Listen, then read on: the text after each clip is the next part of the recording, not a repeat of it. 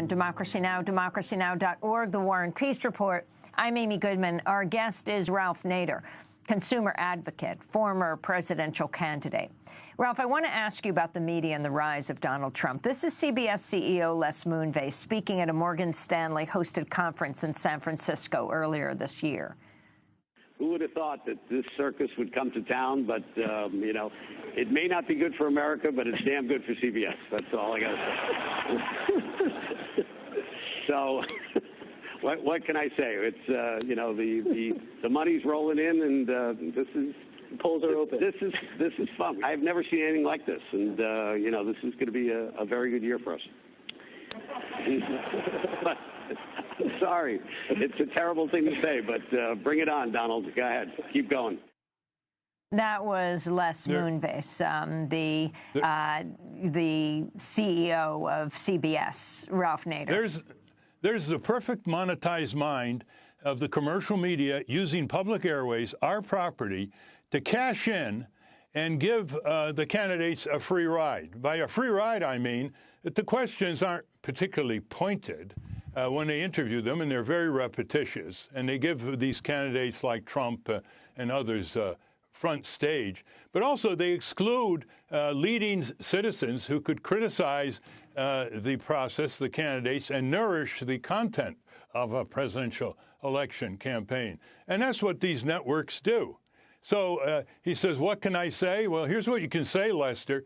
You can say, yeah, you're making a lot of money for CBS and your bonuses, but you're also undermining democracy. There has to be commercially excluded zones for democracy.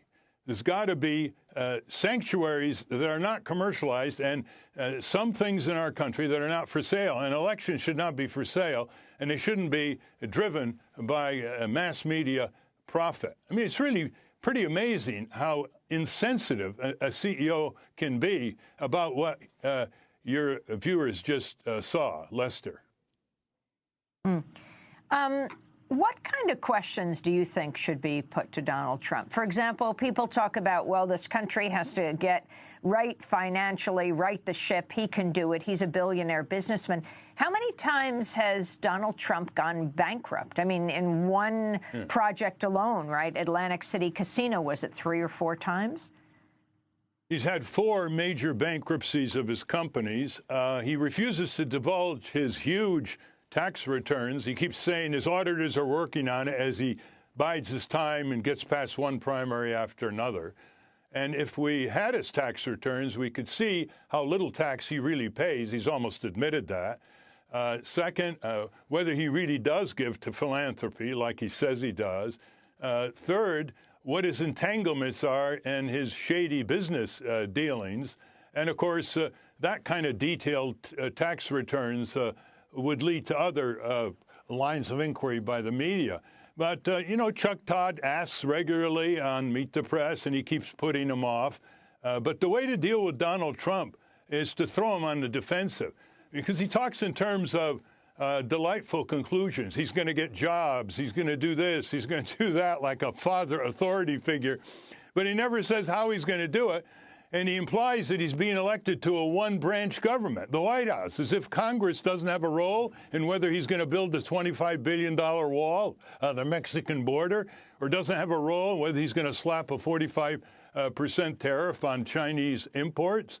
The other thing that's important is I think there should be a nationwide petition immediately where all his wild bigotry against women, Hispanics, Muslims, people with disabilities, on and on, are listed, and then the demand from hundreds and hundreds of thousands of people building day after day, Donald Trump, regret and recant. Donald Trump, regret and recant. He's a master of repetition. You got to feed him that kind of repetitious demand to throw him on the defensive. So divulge the tax returns and start this nationwide petition. Donald Trump, regret and recant those remarks, and that will change the tone of the dynamics of the Trump campaign, which is always aggressive, always on the attack. Ralph, talk about the significance of the West Virginia primary. Also, Hillary Clinton on the issue of coal turning around. Well, first of all, I think she was right in what she said. Let's not exaggerate the role of coal in West Virginia's economy. It's about 3% of the workers and 6% of the economy, and it's declining. Putting solar panels on West Virginia homes is a much safer, cleaner, better way to transition coal miners out of that deadly, dangerous underground work that has caused the loss of over 400,000 coal miner lives in the last 110 years, about what we lost in soldiers in World War II from black lung disease, coal miners' pneumoconiosis. So I think she was actually right. She's trying to wiggle her way out of it now.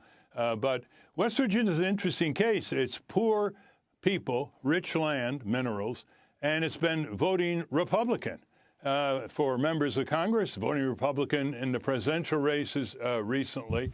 And I think Bernie Sanders is going to do very well in West Virginia because he cuts through the murkiness that has embroiled West Virginia politics for so long. Donald Trump actually just told people in West Virginia, don't bother voting in the Republican primary. It's over. I mean, imagine telling somebody not to vote in the Republican primary, especially since he's going to win it in the Republican side. He's the only one really on the ballot.